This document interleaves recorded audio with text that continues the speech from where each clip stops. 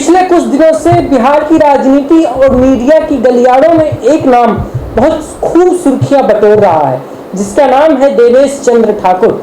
जी हां, देवेश चंद्र ठाकुर बिहार के सीतामढ़ी से नवनिर्वाचित सांसद चुनकर जदयू के कोटे से आए हैं और वो एक ऐसा बयान देते हैं जो बिहार की राजनीति और देश की राजनीति में एक भूचाल सा ला देता है। वो कहते हैं कि मुसलमान और यादव हमारे पास आए, हम उनका खूब स्वागत करेंगे, खूब मान सम्मान करेंगे, लेकिन काम के लिए हमारे पास ना आए क्योंकि वो हमें वोट नहीं देते हैं। जिसके बाद राजनीति खूब तेज हो जाती है और विपक्ष के लोग उन पे खूब ठाकुर साहब पे खूब आरोप भी लगाते हैं और यही आरजेडी के कार्यकर्ताओं ने भी अपने गांव कस्बे में एक पोस्टर लगाया कि ये यादव का गांव है, ये कुशवाहा का गांव है, यहाँ आप ना आए, यानी देवेश चंद्र ठाकुर ना आए। लेकिन अब इसमें एक और राजनीतिक मोड़ देखने को मिल रहा है कि आज केंद्रीय मंत्री गिरिराज सिंह ने भी उनके बयान का समर्थन किया है। जो गिरिराज सिंह आए दिन अपनी बयानों को लेके हमेशा मीडिया की गलियों में सुर्खियों का चर्चा बना रहते हैं। आज गिरिराज सिंह के द्वारा कहा गया कि देवेश चंद्र ठाकुर ने जो बयान दिया वो बयान बिल्कुल सही है और देवेश चंद्र ठाकुर की ये आत्मा की पुकार है, वो उनके दिल की पीड़ा है।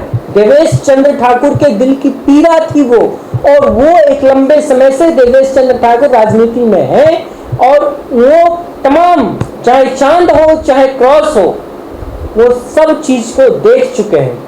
लेकिन ये उनकी पीड़ा थी और इसमें उन्होंने कोई गलत नहीं कहा है।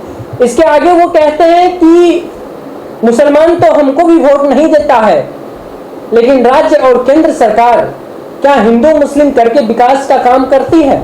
नहीं करती है। तो फिर मुसलमान लोग सोच के बैठे हैं कि हमें गजवाए हिंद लाना है। पहले गिरिराज सिंह का वो बयान सुनिए, गिरिराज सिंह क्या कह रहे हैं अपने बयान में, फिर हम आगे इस पर चर्चा करते हैं। उन्होंने कहा है, देवेश चंद्र ठाकुर अपने दिल की भावना को कहा है, उनकी पीड़ा कह रहा, क्योंकि वो अपने घर में इतने सालों से वो एमएलसी थे, चांद भी था, क्रॉस भी था, ओम भी था, वो सब के लिए करते थे, उनका दिल टूट गया। ये मैं भी देखता हूँ कि मुझे भी मुसलमान नहीं वोट देता, तो आखिर क्यों?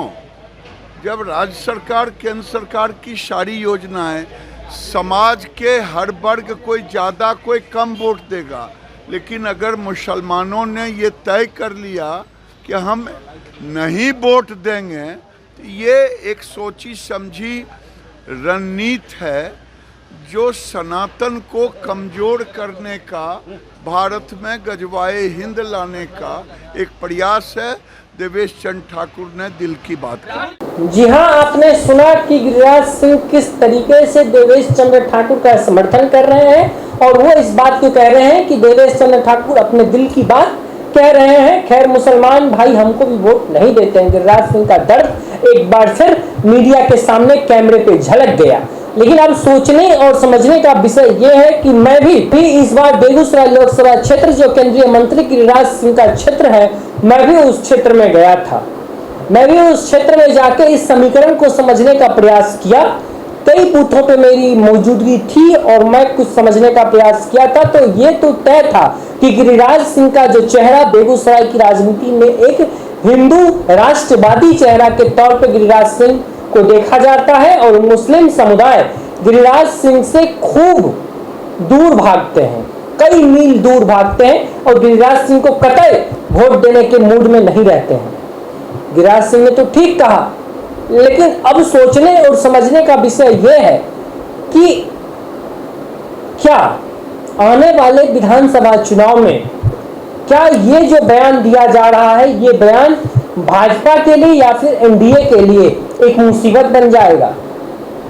क्योंकि विपक्ष के लोग इस बार भी इस लोकसभा चुनाव में इस मुद्दे को खूब जोर शोर से उठाए थे और आगे भी इसको उठाएंगे। और तेजस्वी यादव जिस प्रकार इस मुद्दे को भुनाएंगे और वो भुनाने में कभी पीछे नहीं हटते हैं, ये किसी भी व्यक्ति से बिहार की राजनीति में जो थोड़ा भी पैनी नजर रखते हैं, उनसे छुपा हुआ नहीं है। अब सवाल है कि एनडीए के दो सांसद इस प्रकार से कह रहे हैं कि मुसलमान वोट हमें नहीं देता है, लेकिन अब देखना बहुत महत्वपूर्ण होगा कि बिहार की राजनीति किस करवट लेती है। क्या सच में मुसलमान एनडीए से अलग हो गया? क्या ये मुस्लिम वोट कहा जाता है कि प्रधानमंत्री मोदी कितना भी सबका साथ, सबका विकास, सबका विश्वास, सबका प्रयास कर रहे हैं, लेकिन मुस्लिम वोट बैंक कभी भी प्रधानमंत्री मोदी के खाते में नहीं जाएगा।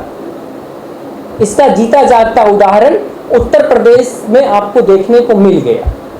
कई ऐसे सीट हैं जहां पे मुस्लिम बूथ की अगर हम बात करें तो मुस्लिम बूथ पे भी भाजपा को वोट नहीं मिला।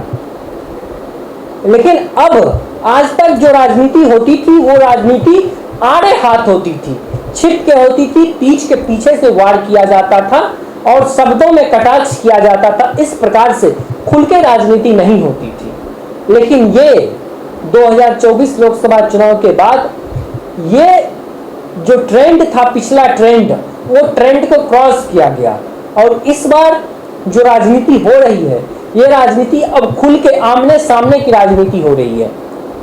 और कहा जा रहा है, मुंह पे कहा जा रहा है, पहले मुंह पे नहीं कहा जाता था।